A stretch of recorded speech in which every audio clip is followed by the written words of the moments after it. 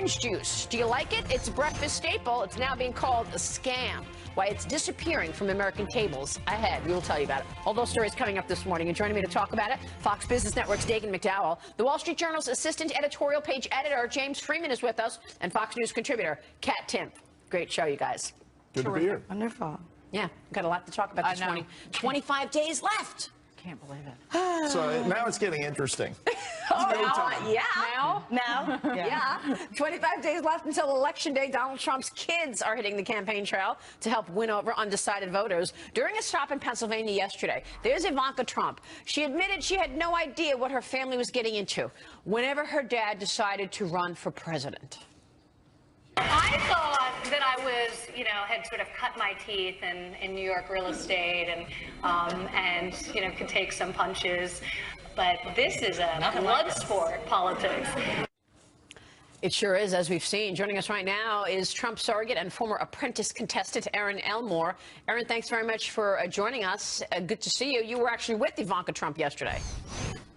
All day. I moderated all 4 of the discussions with her. So I was with her from about 6 in the morning till 8 o'clock at night. Now, of course, the subject du jour and is what Trump has said about women, all the media running with that. Did Ivanka Trump, being a successful woman, someone who people like a lot, did that help? Do you think the tone, is that the strategy, get her out there in the face of all of this talk about Trump's comments about women? This visit to Pennsylvania was planned for several months, so we knew it was coming. I obviously was very excited for it, but just traveling across the Philadelphia region in Pennsylvania, Ivanka is so well-liked nationally, but Pennsylvania is still really fired up for Donald Trump. She really transcends both parties, being such an inspiring working mother, a philanthropist, a businesswoman, and now out in the political campaign. She's just so well-liked, and she's really just a lovely individual who's so down to earth. And after spending this whole day meeting people from the state, she said, all right, I'm going to go home and bake my son a birthday cake. How real of a woman is that? That is great. And by the way, even Hillary Clinton said that's the one thing she likes about Donald Trump, her kids. I want to get the ladies' take at the table on this, because winning the women vote is so critical for Trump. According to the latest Fox News polls, ladies, he's trailing Clinton by double digits with women. The same poll found that 44% of voters do not believe Trump respects women. What is the strategy, and what do you think about that, Dagen?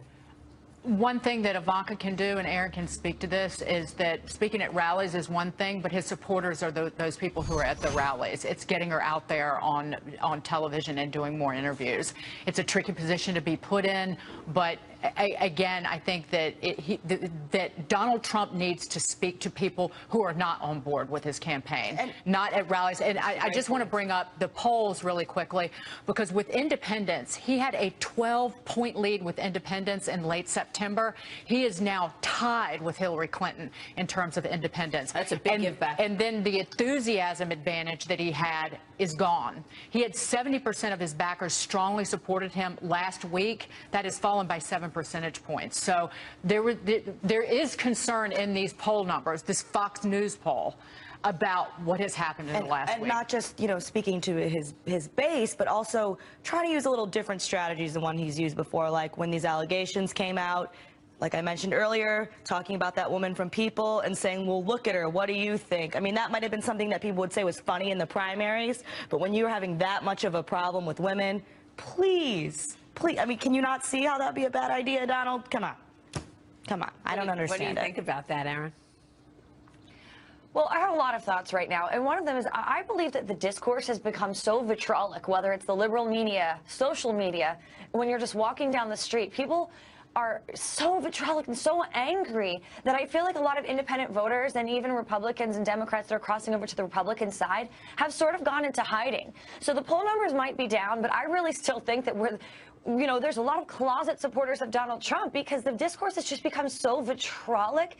And meanwhile, all the things that Hillary Clinton is doing wrong, and whether it's insulting the Catholics or the scandals over her emails that just keep on growing and growing and growing, right. How you can even vote for her, it's almost crazy. And those things just get swept under the rug. Instead, we're going to talk about alleged comments that Donald Trump made 11 years ago. That's not right, alleged. Right. And then one thing that we're not going to do is we're not going to have this dominate without looking at the other side.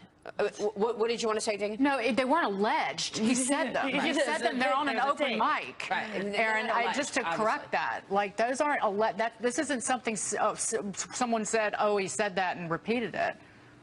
Okay, the alleged allegations from the... Okay, fine, sure, yeah. great. The allegations of all of these women are certainly alleged. Yeah. Okay, I gotcha. Okay. So WikiLeaks released another batch of emails from the Clinton campaign and its chairman, John Podesta, yesterday. One of these emails highlighted a speech that Clinton never gave in the summer of last year on her email scandal. It took a much more apologetic tone than she had previously taken at the time, saying, quote, "But I can't do it all again. I can only tell you it was a mistake, regret it, explain it, and help state and others fix any challenges it caused." James Freeman, your thoughts on this email scandal? Well, I certainly think people would have maybe look at this differently today if she had been honest in March of 2015. If she didn't say this was all about convenience, if she didn't make a lot of claims that have since turned out to be false. And even, you know, though, to call it a mistake is really misleading because it was a very complicated, willful effort to keep her information, or it's actually our information, the American people own it, to keep that information private. Right. So, mistake. I mean, there's a reason that you set up your own private server in your basement. You don't want anybody seeing, you don't want to share your emails. Yeah. That's not a mistake. You did that intentionally. And I think we've seen since then a big reason she did not want the public to have the normal access to her information is she did not want them to see these close connections between the Clinton Foundation, which was raising a lot of money from people with business before the State Department, and her State Department. And I mean, that alone, I would think that would be disqualifying. Especially since she did promise to not even give the appearance that something like that would be going on. She can't even stick to her own standards, which is disturbing. Yeah. Very. Well, and what about paying Bill Clinton? You know, what about paying Bill Clinton $300,000 from Saudi Arabia so they could get guns? Is that just no big deal either, right? This is just so corroborating and pay for play. It's insane. Yeah. Well, it's obviously incredible what we've learned from these emails. But the question now is, with 25 days to go, is that going to resonate as much as it has been resonating with these new allegations around Donald Trump? What does he need to do to keep to message and keep the focus there? Aaron? Oh, yeah. What's his plan going into the debate next week? Spending the day yesterday with Ivanka and seeing how, you know, the American people, and especially people of the swing state of Pennsylvania, reacted to her. She's an amazing person to have out there campaigning for him. She's absolutely wonderful and really resonates with both parties and independents. So she's a great step. And I think Donald Trump has to just stay on message and continue to discuss his policies and how Hillary Clinton has literally had nothing to stand on for the last 30 years other than scandal and pay for play and lies and lies and lies and lies piled on top of lies. Aaron, I couldn't agree more. Ivanka is a perfect surrogate to speak to those suburban working moms that he's really having trouble with right now. And you meet her, she's very impressive. I'm not really big on her health care or child care tax ideas, but the question is... Maybe because you're not a working mom.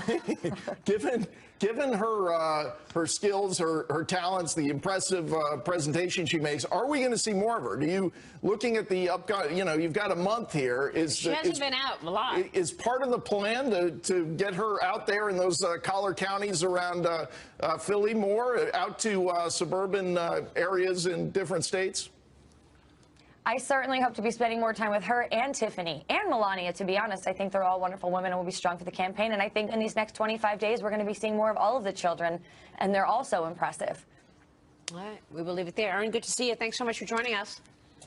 Aaron Elmore, we will be covering the debate live. By the way, Fox Business Network will take you live to the third presidential debate in Las Vegas, moderated by Fox News' Chris Wallace.